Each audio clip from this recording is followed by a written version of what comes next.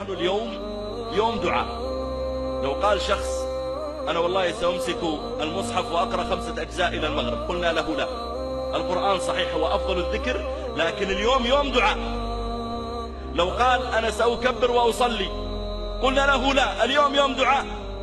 لو قال سأخرج وأنشغل إلى المغرب بسقيا الحجاج وتوزيع الصدقات عليهم، نقول لا، اليوم دعاء.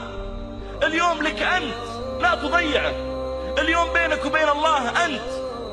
طلع أسرارك لله، طلع شجونك ومصائبك ومشاكلك، فاضفض بها إلى ربك. ادعو الله وأنت موقن بالإجابة، إنك تتعامل مع رب غني. إذا أمر لك بالعطاء فلا أحد يملك أن يقول لا.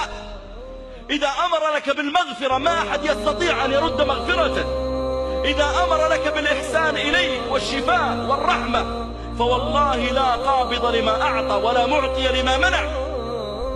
نحن نتعامل مع رب عظيم، عز فارتفع وذل كل شيء له وخضع. بين الله أنت. طلع أسرارك لله، طلع شجونك ومصائبك ومشاكلك، فاضفض بها إلى ربك. ادعو الله وأنت موقن بالإجابة، إنك تتعامل مع رب غني. إذا أمر لك بالعطاء فلا أحد يملك أن يقول لا. إذا أمر لك بالمغفرة ما أحد يستطيع أن يرد مغفرته.